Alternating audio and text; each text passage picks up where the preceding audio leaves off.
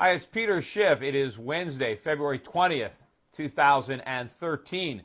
The price of gold dropped by about $40 an ounce today. Silver was down almost $1. In fact, we're trading at the lowest levels now since mid-2012. The downside actually accelerated late this afternoon after we got the release of the most recent Federal Reserve minutes, in which the Fed had a rather upbeat view or outlook on the U.S. economy.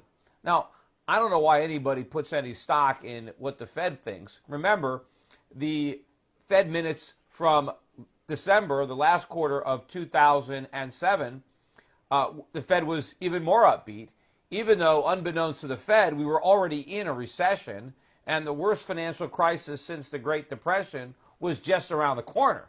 So I think the Fed has a pretty good track record of getting the economy wrong.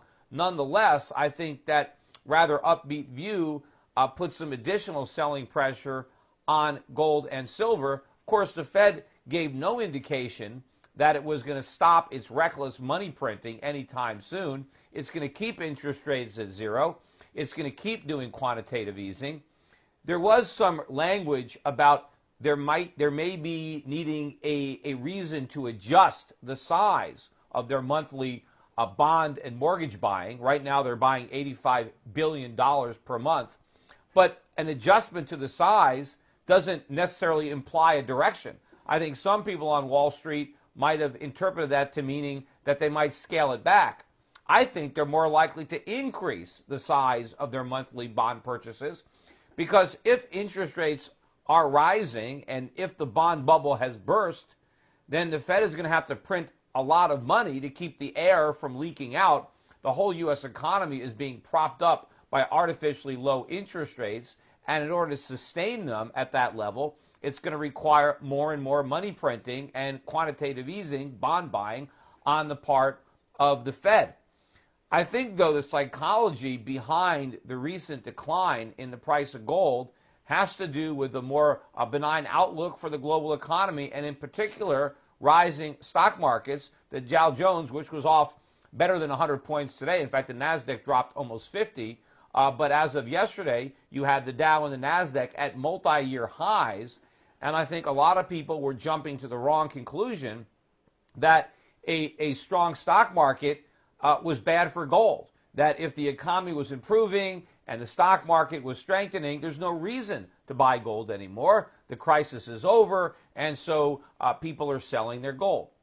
Well, first of all, if you look at the correlation between gold and the stock market over the last decade or so, they've been positively correlated. They rise and fall together. The main difference has been that gold has risen faster than stocks. The fact that they're moving in opposite directions is a recent phenomenon.